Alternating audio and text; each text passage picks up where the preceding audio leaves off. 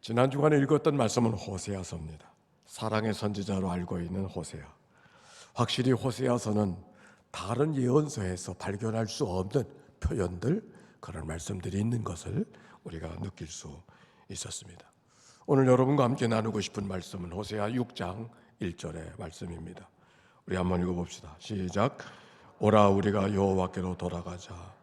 여호와께서는 우리를 찢으셨으나 도로 낫게 하실 것이요 우리를 치셨으나 싸매어 주실 것입니다. 하나님의 말씀하십니다. 오라. 하나님께서 우리에게 오라고 초대하고 계십니다. 그리고 우리에게 여호와께로 돌아가자. 뭔가 돌아서기를 원하시는, 뭔가 회복되기를 원하시는, 뭔가 우리의 마음을 재촉하시는 하나님의 초대가 이 말씀 속에 있음을 느끼지 않습니까? 오라, 우리가 돌아가자. 하나님이 어떤 분인가? 오늘 성경에 보니까 찢으셨으나 도로 낫게 하실 것이, 우리를 치셨으나 싸매어 주실 것이라고 말씀하시는데, 그런데 2절 시작. 여호와께서 이틀 후에 우리를 살리시며 셋째 날에 우리를 일으키시리니 우리가 그의 앞에서 살리라. 이 말씀은 단순히 우리를 살리시고 일으키시는 분이 하나님이라고 하는 것을 말씀하고 있는 것은 아닌 것 같습니다.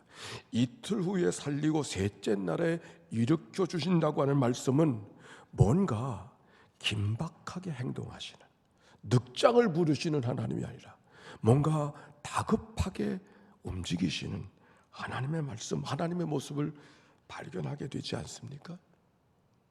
지난주에 나누었던 요나서를 통해서 우리를 추적해 주시는 하나님, 다가오신 하나님을 우리가 같이 나누었다면, 오늘 호세아를 통해서는 마치 애타게 뭔가 간절한 갈망을 갖고 찾아오시는, 뭔가 문제를, 사건을 해결해 가시는 그런 하나님, 그 하나님이 여러분 안에도 함께 느껴지고 있나요?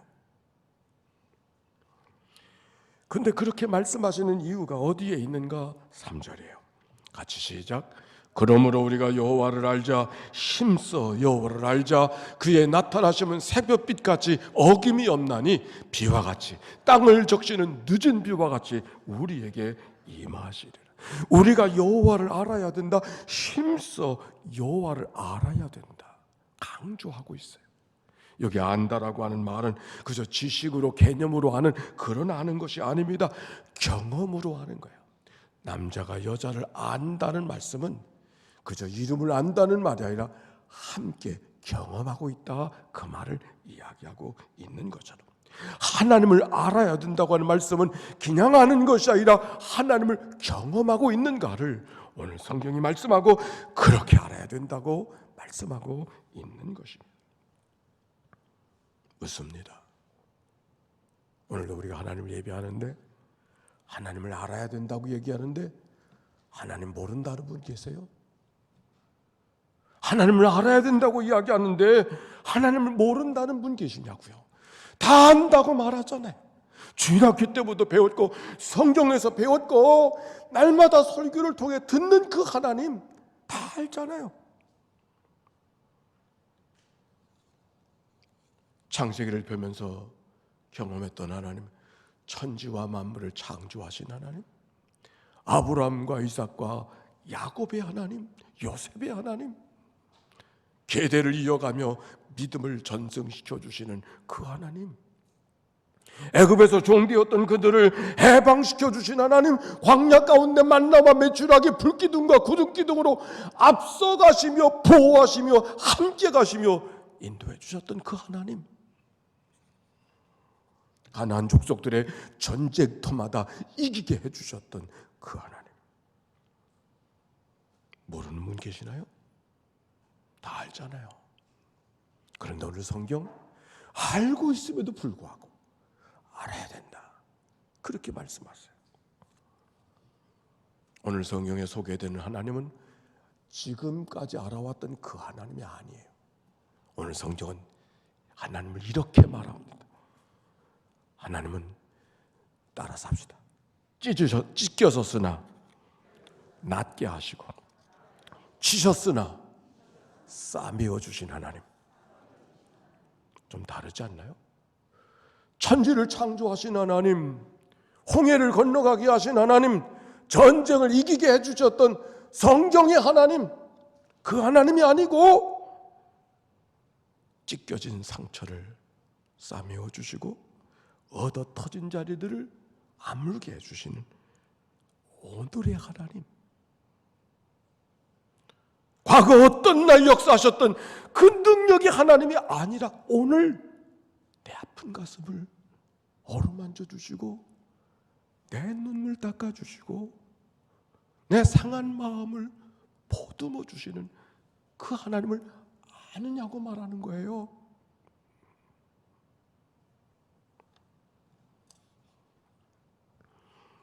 이 하나님을 잘 표현해 준 말씀이 이사야서 30장 26절의 말씀이에요. 여호와께서 자기 백성의 상처를 싸매시며 그들의 맞은 자리를 고치시는 날에는 달빛은 햇빛 같겠고 햇빛은 7배가 되어 7날의 빛과 같을 것이다. 오늘의 상처, 오늘의 아픔과는 비교할 수 없는, 달빛은 햇빛 같겠고 햇빛은 7날의 빗줄기로 바꿔주시는 하나님, 그 하나님을 알고 있느냐고. 그 하나님이 오늘 경험되어야 된다고 오늘 호세아가 말하는 거예요. 질문이 있습니다. 아니, 그렇게 살리실 거면 그대로 살게 하시지, 찢으시긴 왜 찢으셔? 터지게 하시긴 왜 터지게 하시죠? 그렇게 살게 결국 살게 그냥 살게 하시지. 왜 찢으시고 상처 내게 하시고 아프게 하시고 힘들게 하시고 눈물 흘리게 하시고 한숨 쉬게 하시고 단식하게 하시고 왜? 하나님을 아는 지식이라고 하는 책을 쓴 제임스 패커라고 하는 사람이 있어요. 그가 이런 글을 남겨놓았습니다. 내가 안다고 여기는 것을 버릴 때, 하나님을 알기를 원할 때, 그 알문, 이전에 알았던 알미 아니라 새로운 알미라고. 그 새로운 알미 경험될 때만 우리가 변화될 수 있다고 그렇게 말했습니다.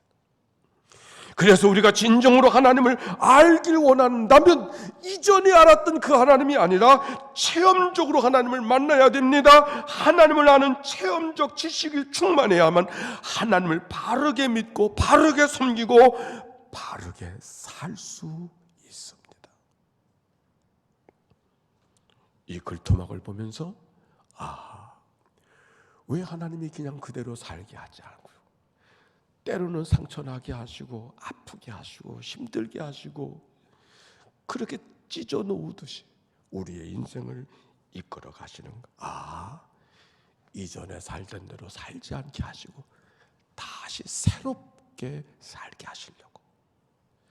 그냥 내버려 두면 그냥 이전의 모습대로 그냥 사니까 그렇게 살면 안 되는 것 같으니까 새롭게 살게 하시려고 때로는 찢으시고 때로는 상처나게 하시고 때로는 눈물 짓게 하시고 때로는 깨지게 하시고 터지게 하시고 하나님이 그러시는 거구나.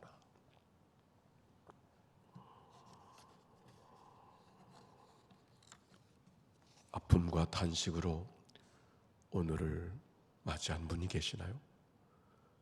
하나님이 여러분을 치료해 주시고 싸매어 주시고 눈물 닦아 주시고 노래하게 하실 줄로 믿습니다.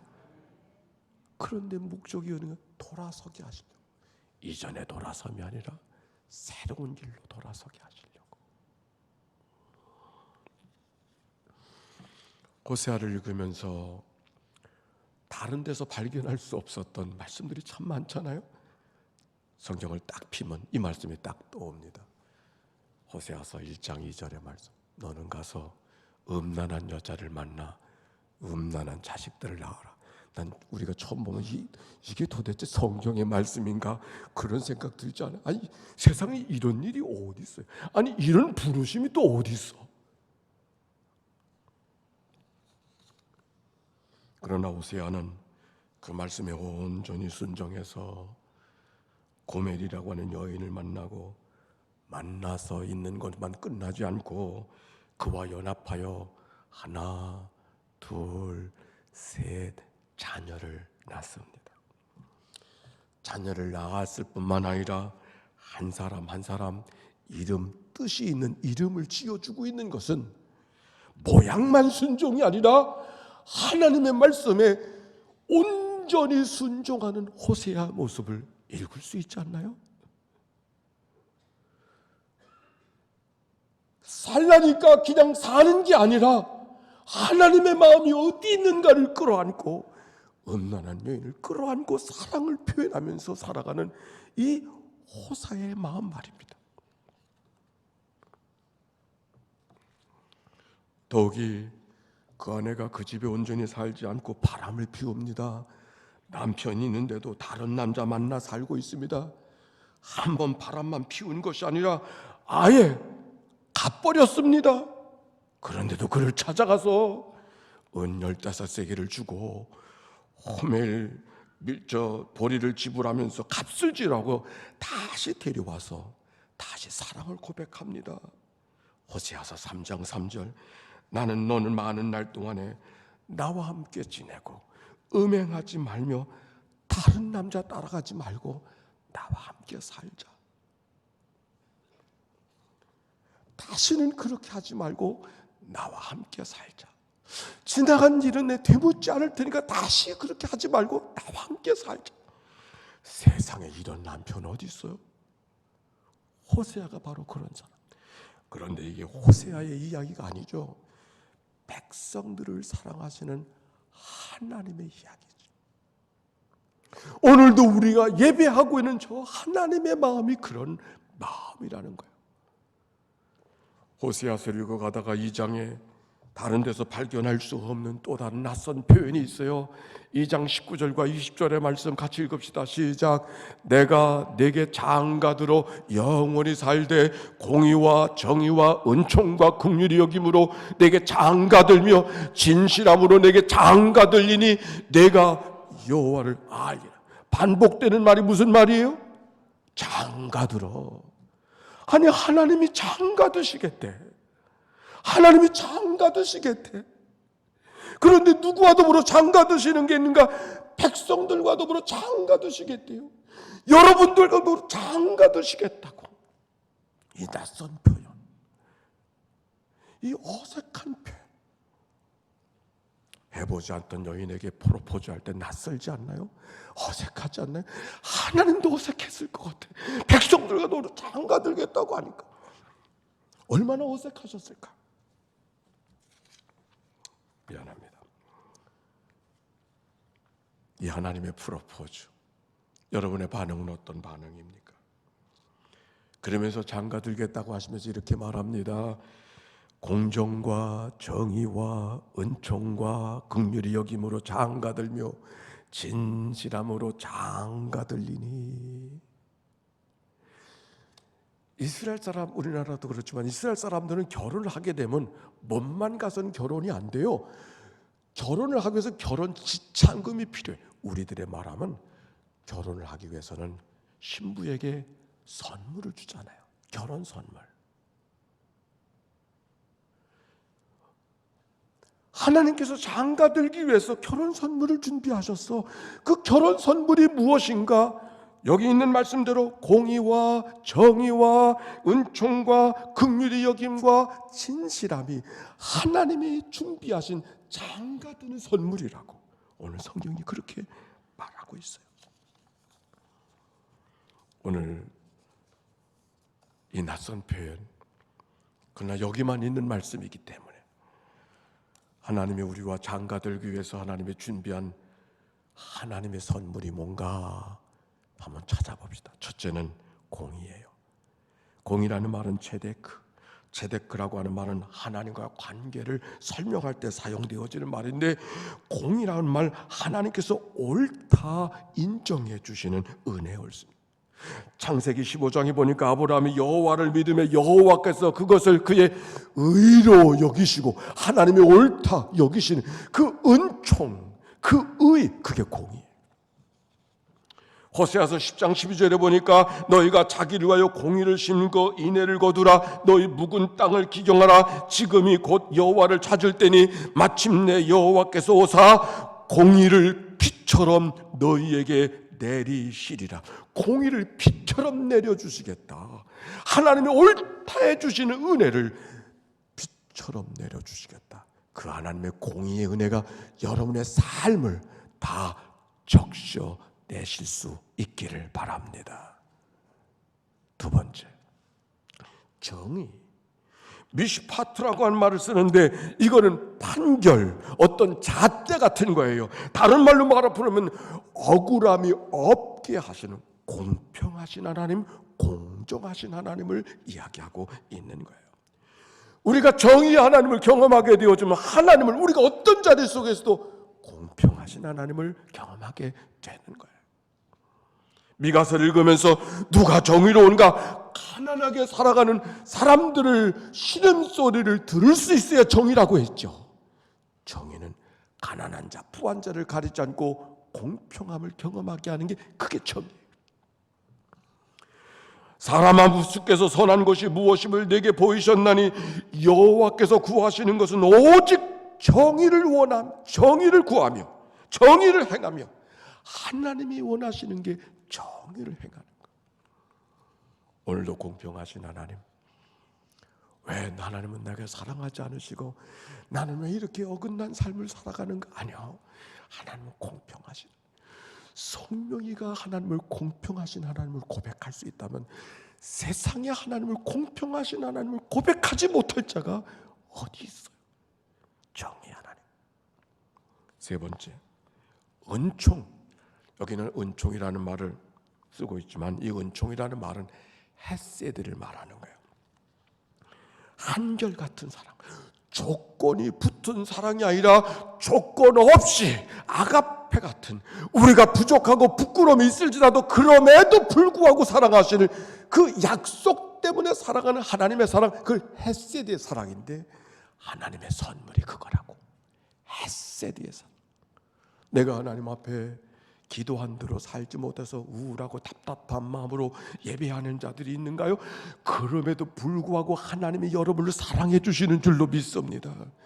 사랑하시되 끝까지 사랑하시는 하나님, 그 헤세드의 사랑이 하나님의 장가드는 선물이라고 말씀했어요.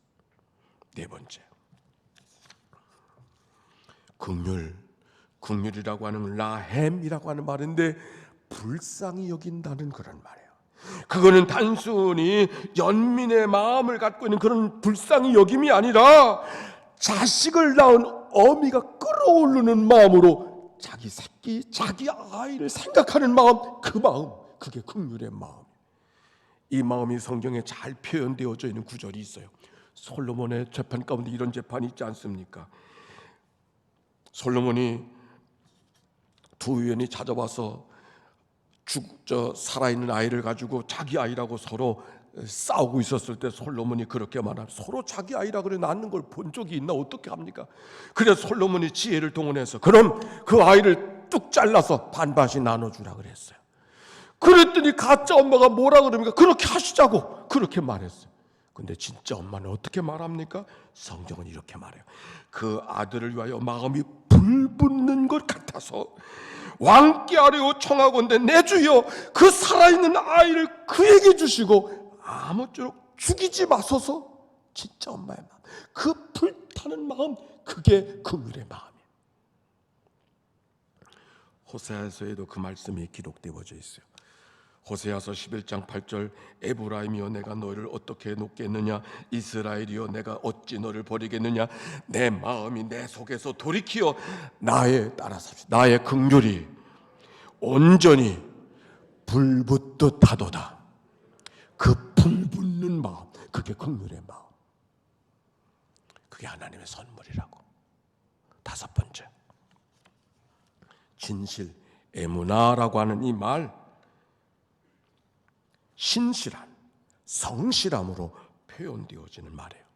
시편에 보니까 내가 여호와의 인자하심을 영원히 노래하며 주의 성실하심을 내 입으로 대대 알게 하리이다. 신실하신 하나님.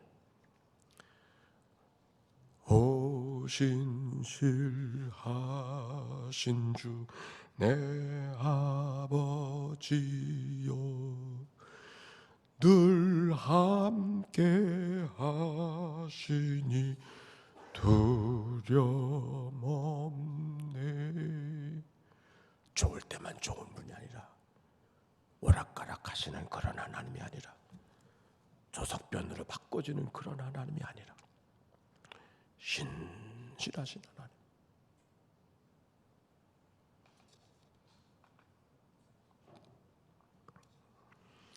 오늘 하나님이 장가들겠다고 말씀하시면서 준비하신 5가지의 이 선물들이 뭔가 그랬더니 이게 바로 하나님의 성품이에요.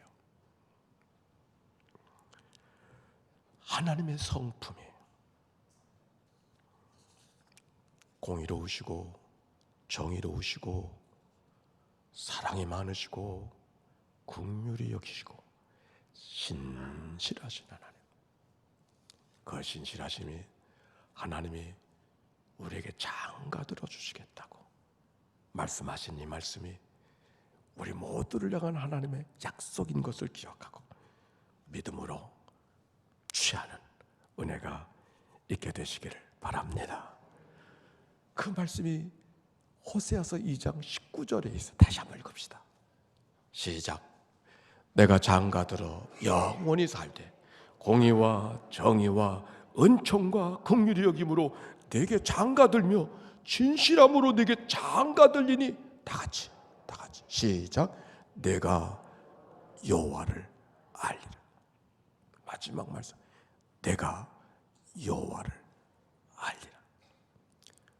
하나님이 굳이 그 어색한 표현을 하시면서 장가드시겠다는 이 익숙하지 않은 표현까지 하시면서 우리에게 다가오시는 이유가 어디에 있는가?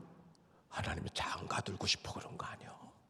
어디라 그랬어요? 우리에게 여호와가 누구신지 알게 하시려고,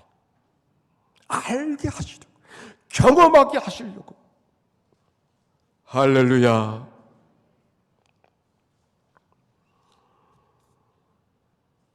오늘 읽었던 호세아서 6장 6절의 말씀입니다. 나는 인애를 원하고 제사를 원하지 아니하며 번제보다 하나님을 아는 것을 원하노라. 너희들이 드린 수많은 제물들이 있지만 그 제물이 내가 원하는 게 아니라고. 너희들이 다양한 제사를 하나님 앞에 드리지만 나는 그것들을 원하는 게 아니라고.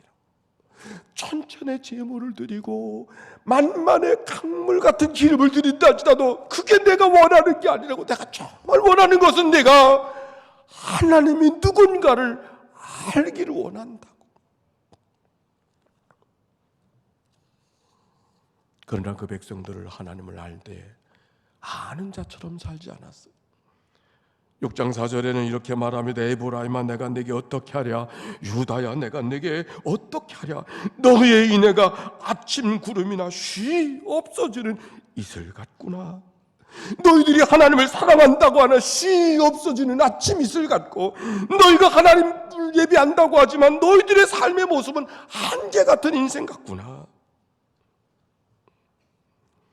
그러나 그럼에도 불구하고, 그걸 아시면서도 불구하고 변함없는 사랑으로, 불변의 사랑으로, 크신 사랑으로, 하나님의 높은 사랑으로, 그 하나님의 부요한 사랑으로, 그 하나님의 신실한 사랑으로 우리의 삶을 만나 주시겠다는 오늘 주님의 말씀. 그들이 하나님의 은혜를 알면서도 바알 따라가는 배은망덕한 인생이지만, 하나님을 섬긴다고 하지만 늘 제대로 살지 못하는 연약한 인생이지만 탓하지 아니하시고 다 끌어안으시고 내가 너희들과 살겠다, 그리고 영원히 변함이 없겠다고 말씀하신 이 하나님의 약속을 기억하시는 이 아침, 이 시간이 되기를 바랍니다. 오늘 기대한 것이 기대한 대로 되지 않아서 행여 상한 마음을 갖고 예배하는 이들이 있습니까? 여러 가지 상황 때문에 눈물 짓는 모습으로 하나님 앞에 예배하고 있는 분이 계십니까? 찢긴 자리 때문에, 깨어진 자리 때문에 어찌할 바 모르는 이들이 있나요? 오늘 하나님 그 찢겨진 자리를 낫게 하시고 그 상한 자리를 싸매고 주신다는 이 하나님의 말씀을 통하여 온전한 회복의 역사가 우리 모두 가운데 임하게 되기를 바랍니다. 회복의 시간입니다. 제가 무슨 일을 담임 목사로 해야 되나? 회복하는 일들, 하나님의 교회가 하나님이 원하시는 회복, 그 하나님의 사랑이 회복되어지고 그 하나님의 은혜가 회복되어지고 하나님이 원하시는 바로 그 교회로의 회복의 역사, 회복의 계절을 맞이했습니다. 코로나 때문에 우리가 얼마나 어려웠습니까? 정말 모든 게 정상적이지 않은, 그렇게 살지 않았습니까? 드디어 회복할 수 있는 때가 왔습니다. 그런데 이 회복은 과거의 회복이 아니에요. 새로운 회복. 하나님이 기대하시는 것은 과거로 돌아가는 회복이라면 코로나 주시지 않았을 거예요. 이 아픔과 시련의 코로나를 겪게 하신 것은 지나간 날들의 회복이 아니라 하나님이 원하시는 새로운 회복. 그래서 돌아오라고 말씀하시는 거죠. 과거를 잊을 수 없으면 과거는 쉽게 잊혀지지 않습니다. 그러나 돌아보면서 하나님은 우리에게 과거로 돌아가길 원치 않으시고 새로운 미래로 회복되기를 원하신다는 새로운 옛교의 비전을 허락하신 하나님 앞에 내가 해야 될 바가 무엇인가를 결단하고 각오하고 그 믿음으로 걸어가는 은총이 모두에게 있게 되시기를 바랍니다. 담임 목사의 고백은 주일 예배도 회복되어야 되고 속회도 회복되어야 되고 수요기도에도 회복되어야 되고 금요기도도 회복되어야 되고 교회 학교도 회복되어야 되지만 모양만 회복은 하나님이 원치 않으실 거다. 어떻게 하든지 하나님이 원하시는 영적인 기초가 든든하고 하나님 앞에 친근한 친밀한 믿음의 삶이 우리 가운데 있어지는 하나님의 교회, 훈련하는 하나님의 교회로 바로 서는 하나님의 교회, 이 하나님의 교회 속에 뭔가 헌신하는 모델이 되어지는 믿음의 일꾼들이 세워지는 그런 하나님의 교회. 사도의 가르침을 받아 서로 교제하고 떡을 떼며 오로지 기도하기를 힘쓰는 하나님의 교회. 그들을 바라볼 때마다 존경하고 싶고 사랑하고 싶고 절로 마음이 다가서는 그런 하나님의 일꾼들이 이 하나님의 교회 속에 아름답게 헌신하는 교회로 세워지는 그 교회. 우리 모두의 기도 제목인 것을 기억하고 그 결단으로 하나님 앞에 새로운 계절을 맞이하는 축복이 있게 되시기를 주의 이름으로 축원합니다. 찬양합시다.